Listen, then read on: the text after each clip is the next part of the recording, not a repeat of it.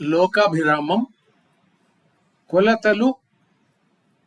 ఈ వ్యాసాన్ని వినే ముందు, చదివే ముందు ఇది రాసి చాలా కాలమైందని గుర్తుంచుకోవాలి.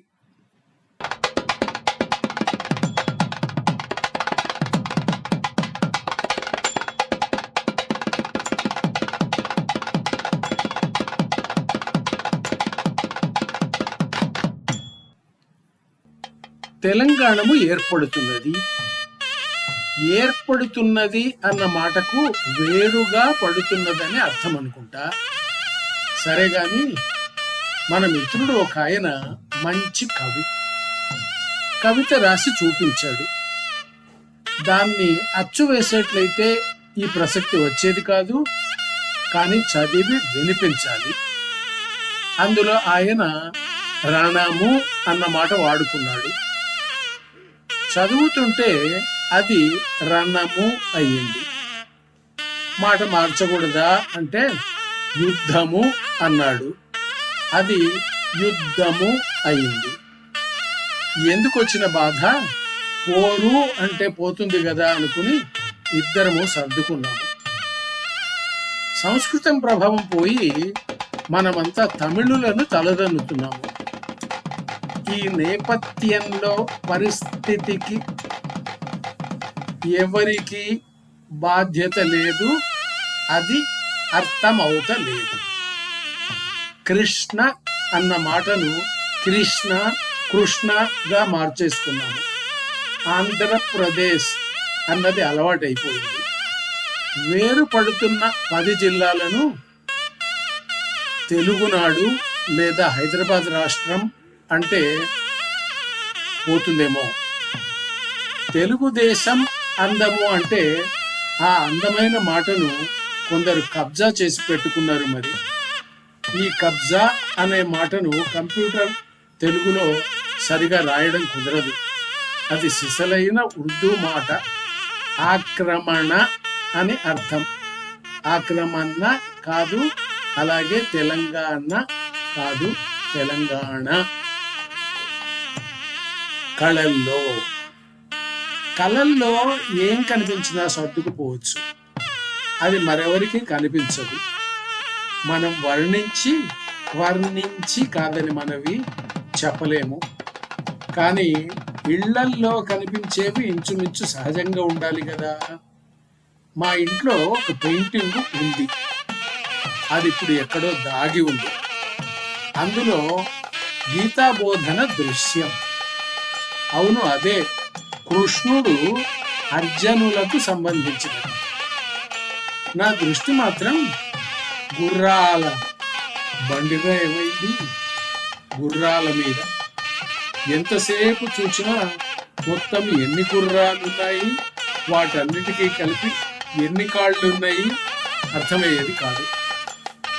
పెయింటింగులంటే అలాగే ఉండాలి. సర్రియలిజం అనే స్వగోలజం, డాడాయిజం వరకు కొనవసరం లేదు. కానీ పెయింటింగులో కొలతల తేడాలుంటేనే సృజనాత్మకత ఉన్నట్లు లెక్క. మామూలు ఫోటోగ్రాఫ్ వల్ల ఉంటే ఆ పెయింటింగును నేను అంతసేపు గమనిస్తానా, గుర్తుంచుకుంటానా? ఇక్కడ ప్రస్తావిస్తాను. ఈ మధ్యన అంతర్జాతీయంగా పెయింటింగ్లో ఒక ట్రెండ్ వచ్చింది. మరీ ఫోటోగ్రాఫ్ లాగా బొమ్మలు గీయడం ఒకటి, కంప్యూటర్ సాయంతో ఫోటోను పెయింటింగ్ వలె కనిపించేలాగా చేయడం మరొకటి. ఒకటని 2 సంగతులు చెప్పినట్టున్నాను. ప్రపంచమంతటా క్యాలెండర్ కొరకు బొమ్మలు గీయడం ఒక పెద్ద కళా విశేషం. మలియా గారు క్యాలెండర్ భామలతో పడే కష్టాలు ఎన్డీటీవీ గుడ్ టైమ్స్ లో చూడగలరు. గతంలో మందు కంపెనీల వారు గుడ్డలు తడిసిన అమ్మాయిల పెయింటింగులతో మాత్రమే సంతృప్తి పడేవారు. మరికొందరు మన దేశంలోని వివిధ దేశాల అందమైన స్త్రీల బొమ్మలను సచేలలుగా అనగా గుడ్డలతో సహా బొమ్మలు గీసి క్యాలెండర్లు వేసేవారు. ఆ అమ్మాయిలకు కావ్యాలలో వర్ణించిన చేపల వంటి కన్నులు, శంఖం వంటి మెడ వగైరాలు ఉంటాయి. సరదాకు నేను ఈ రకం బొమ్మలు కొన్ని సేకరించి స్కాన్ చేసి నా బ్లాగులో పెట్టి ఇలాంటి అందగత్తె నిజంగా ఉంటే మీరేమంటారు? ఇలాంటి చితిని అదే చిలికి పాట ఒకటి రాశాను. ఎంట్రీకి ఇండియన్ బ్యూటీస్ అని పేరు పెట్టాను.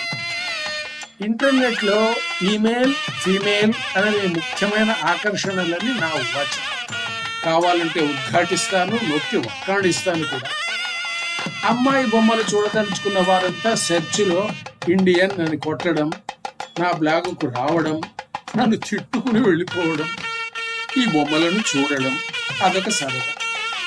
నా బ్లాగులో టాప్ 10 పేజీల్లో ఇది కూడా ఒకటి అయిందంటే సంగతి ఏమిటో అర్థమై ఉంటుంది. ఈ నేపథ్యంలో మనం మోడర్న్ ఆర్ట్ గురించి మాట్లాడుకుంటే పరిస్థితి తీవ్ర ఇబ్బందికరమవుతుందని చెప్పక తప్పినది కాదు. స్థాపత్యం అని ఒక శాస్త్రం ఉంది. అందులో నుంచే స్థపతి అనే మాట వస్తుంది. దేవుడి విగ్రహాలను, గుడులకు సంబంధించిన మిగతా సంగతులను ఈ శాస్త్రంలో వివరిస్తారు. ఒక విగ్రహం ఎంత ఎత్తుంటే ఆ శరీరంలోని ఏ భాగంలో ఎంత వెడల్పు ఉండాలి, శరీర భాగాల కొలతాల్లో ఉండే సాపేక్ష నిష్పత్తులు ఏమిటి తెలియడానికి లెక్కలుంటాయని చెబితే విన్నాను. తరువాత స్థాపత్యం గురించి తెలిసింది. ఈ లెక్కలు ఉన్నందుకే దేవుని విగ్రహాలన్నీ జీవకళతో సహజంగా కనిపిస్తుంటాయని అర్థమైంది. ఇక్కడ నాకు ఒకటి అనగా 2 సంగతులు గుర్తొస్తుంటాయి. విశ్వనాథ వారి ప్రభావం. ఇచ్చటనొక విషయం ఉన్నది, 1 అనగా 2 అంటారు ఆయన. తిరుపతి ఎంకన్నా వెంకన్నా ఏదైనా ఒకటే, విగ్రహంలో మోకాళ్ళ నుంచి కింది భాగంలో ఏదో తేడా ఉన్నట్టు కనబడుతుంది. అసలు కాళ్ళు ఇంకొంచెం లోతులో అంటే పాదాలు ఉన్నాయని, కనిపించే వెండి పాదాలు వేరుగా తగిలించినవని పెద్దలు చెప్పగా విన్నాను.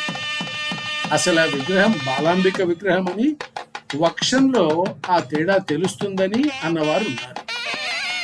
చదువరి, మనకు దారి తప్పకముందే తిరిగి విషయంలోనికి వెళ్ళదాము.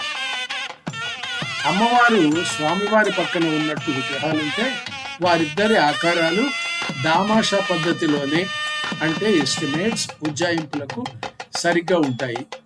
ఉదాహరణ సీతమ్మ, రామయ్యలు. అదే అమ్మవారు స్వామివారి అంక భాగంలో అంటే తొడ మీద ఉంటే ఈ నిష్పత్తిలో కొంచెం తేడా కనబడుతుందని నా మెదడుకు తోచింది. మాలోన నరసింహుల తొడ మీద ఆసీనులైన అమ్మవారు మరీ చిన్నగా ఉంటారు కాదా? రామప్ప గుడిలో నిలబడిన అమ్మాయిలు శిల్పాలే. ఏ క్షణంలో అయినా దిగివచ్చి ఓ చిరునవ్వు కూడా పడేస్తారేమోనని నేను ఎదురు చూస్తున్నాను. నిజంగా అంత సహజంగా ఉంటాయి ఆ మూర్తులు. ఇంకా మీరు గతంలో చూచిన విగ్రహాలు ఏవి సహజంగా ఉన్నాయి, ఏవి లేవని ఆలోచిస్తారు. ఆలోగా మరో కొన్ని మాటలు ఉన్నాయి. మరి కూడలిలో దారి పక్కన నిలబడి మనకు మార్గదర్శనం చేస్తున్న నాయకుల విగ్రహాలు తెలిసినవి. అవన్నీ లైఫ్ సైజ్ కన్నా పెద్దవైనా సరే సౌష్ఠవం అంటే అసలు కొలతల నిష్పత్తులు మారవు. గమనించాము. ఒకప్పుడు హైదరాబాదులో స్టేడియం దగ్గర ఒక నాయకుని విగ్రహం ప్రతిష్ఠించారు. భారీగా అనావరణం అనగా తెర తొలగించట కూడా అయ్యింది. ఆ తరువాత ఆ బొమ్మ నిజమూర్తి వల్ల లేదు అన్నారు. విగ్రహాన్ని మార్చారు. కేవలం సహజంగా కనబడాలనే కదా. ట్యాంక్ బండ్ మీద నిలిచిన విగ్రహాలలో కొన్ని కేవలం ఊహామూర్తులు. కృష్ణదేవరాయలు పొట్టివాడని చరిత్ర చెబుతుంది. ఇక్కడ మాత్రం భారీ మనిషి. అందుకు మోడల్ సాక్షాత్తుగా ఎన్టీఆర్ అన్నగారేనట తెలుసా? ఇంకా ఉందా ఏమో చూద్దాం. మా ఇంట్లో ఇంకో కృష్ణమూర్తి ఉన్నాడు. అంటే మొదటి ఒక కృష్ణమూర్తి ఉండగానే ఈయన కూడా ఉన్నాడని అర్థం కదా. ఇక ఆయన వ్యత్యస్త పాదారవిందుడు. ఈ మధ్యన టీవీలో 2 అంటున్నారు, కానీ 2 ఆయన కాళ్ళు పక్క పక్కనే ఉన్నాయి. ఈ 2 ఆయన వెనుక ఒక ఆవు ఉన్నది, లేక లేగదూడని. ఈ బొమ్మలు పొడవు వెడల్పుననే నిష్పత్తులు, అదే స్థాపత్య సూత్రాలు, మామూలు మాటల్లో సౌష్ఠవం, వాస్తవికత, సహజం అసలు లేనివని నాకు అనిపిస్తుంది. ఇంతకు శిల్పాలు చిత్రాలలో మూర్తులు సహజంగా ఉండవలేనా, లేక అవి ప్రతీకలు మాత్రమే కనుక ఎట్లాగైనా ఉండవచ్చునా? ఈ అనుమానం నాకు చిన్నప్పటి నుంచి ఉంది. రాను రాను అది మరింత అనుమానం అవుతున్నదే తప్ప విడిపోయే వీలు కనబడడం లేదు. మరి మీరేమంటారు?